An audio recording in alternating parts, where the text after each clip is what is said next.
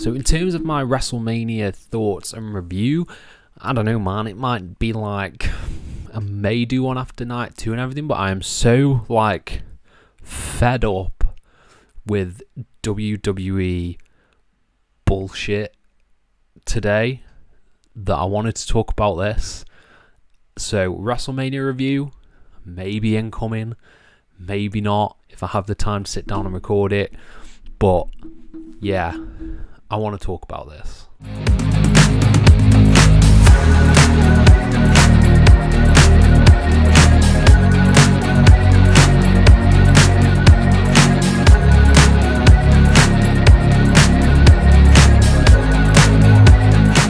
Hello and welcome to FTTR, I am Hugh McQuaid, and today we are talking about a big old acquisition in the world of professional wrestling, as it was announced yesterday that WWE have purchased AAA. AAA Wrestling, which is a big promotion down in Mexico. It is rivaled only by CMLL.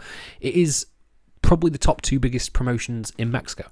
It is a massive, massive promotion, and it has been bought by WWE. They have acquired it, they own it, and they will be able to do whatever they want with it. There is an NXT Worlds Collide incoming with AAA.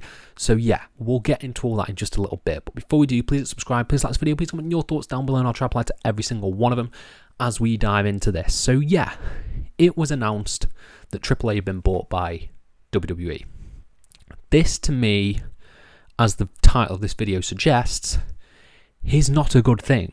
This is not a good thing. Now, asterisks, I'm all for decent people, not the AAA Mecha champion Alberto Del Rio, getting work because he's a prick. I am all for decent people getting work. And if the wrestlers, if they are all good, they're getting more money through this acquisition, then that's all fine, that's all good. But this video is mainly about the industry as a whole and the overall tactics that WWE are employing to try and monopolize this industry once again, because that is exactly what is happening. We are watching in real time Triple H's vision of global localization happening. There are rumors that he wanted to do an NXT Mexico years ago, pre-pandemic, and now they can.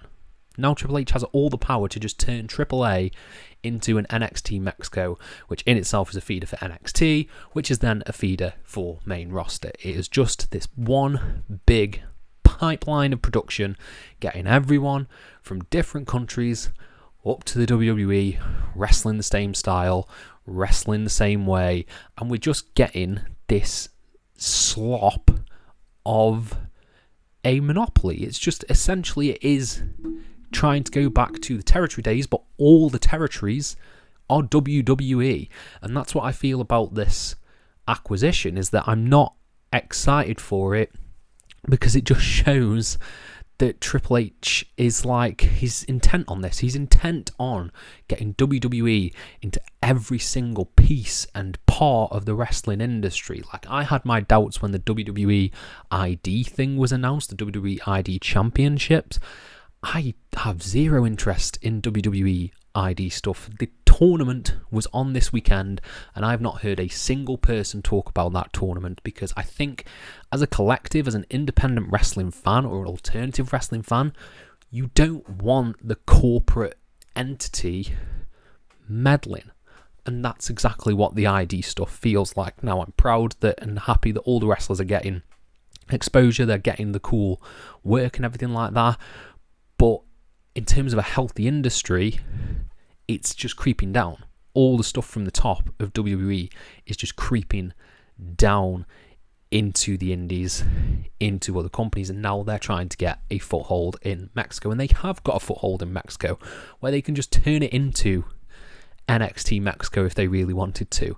That's what we're getting. We're getting a Worlds Collide where it's NXT versus AAA, and it's going to, highlight some of the best talent of AAA and everything like that, but it just sucks for the industry. It really, really does. You look at any industry that has been monopolized, I think the biggest one for me is the MMA industry. You talk to someone, they don't say MMA anymore.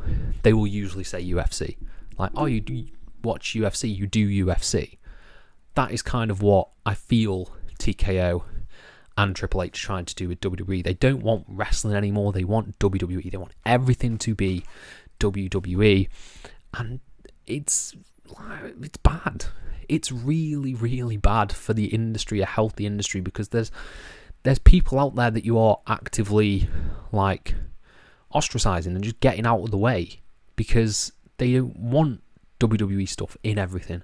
We don't want adverts, corporate synergy, Triple H making an appearance all the time. We want new things, and the thing to help the industry is competition. And if you keep buying up things that could be competition, you are in turn not helping the industry. You are sinking the industry. The industry will become WWE. And sure, people might want that, but why would you want that?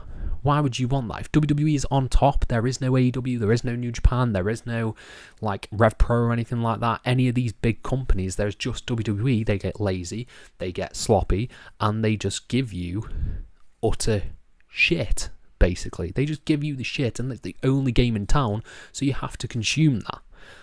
That is what they are trying to do. That is what is happening with the wrestling industry under Triple H. And Triple H and Nick Khan, I may add, and TKO as a whole, because, yeah, I'm not really a fan of any of it.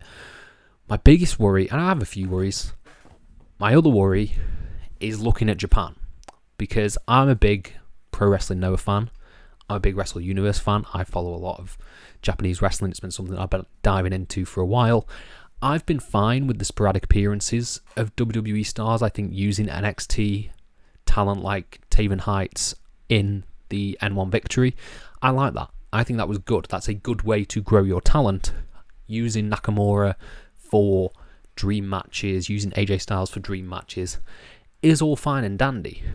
If WWE bought Noah, my interest would sink. My interest would sink to the floor, because now it's just under that corporate umbrella that is going to just be a feeder system to the WWE. It's all just going to lead straight to WWE, and we're not going to get any sort of uniqueness or intrigue, because we all know where everything will go. So my worry is there. My worry is also with the Brit Rest scene, because we've seen them. We've seen WWE try to kill British wrestling, and they nearly succeeded. If it wasn't for people like Rev Pro, who, stuck it out through the pandemic, didn't sign any deals with WWE or anything like that. So I'm worried that they're going to make a move on Europe and BritRest and either try purchasing a company there, starting their own company again, getting all that going, where we're just going to get WWID shenanigans or just a NXT UK shenanigans again. I don't want to see that. I don't want to see the industry become WWE, and that is what's worrying about this acquisition of AAA.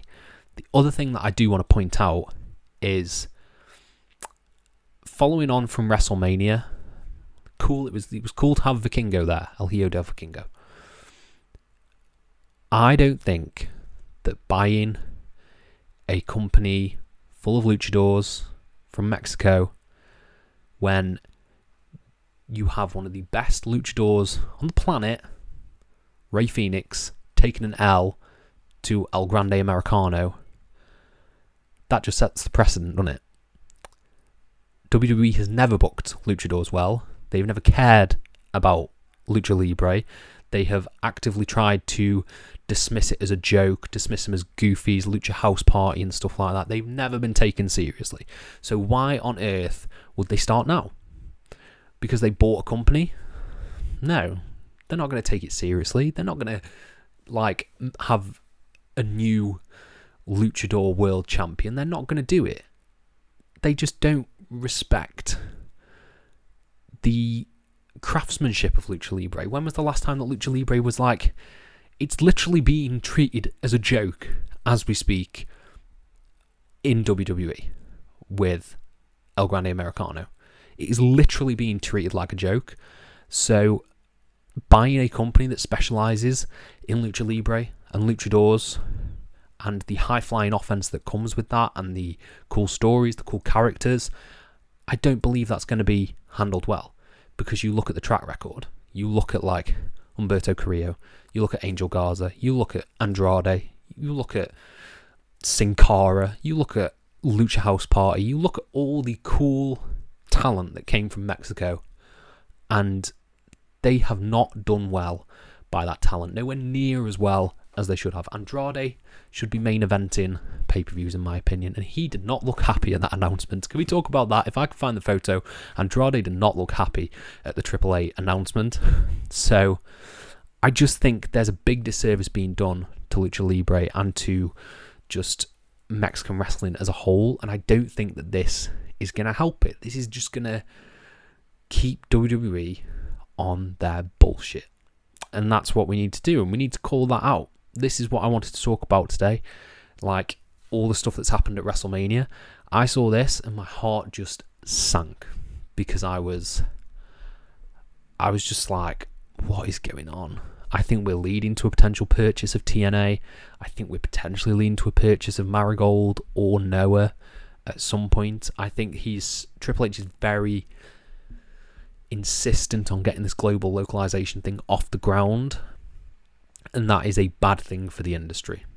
It is a genuinely bad thing for the industry, and I hope it doesn't go ahead. So those are my thoughts on the AAA purchase. You might agree with me, you might not. You might think, what is he talking about? Let me know your thoughts down in the comments below, and I'll try to reply to every single one of them. Thank you all ever so much for your support, and have a nice day.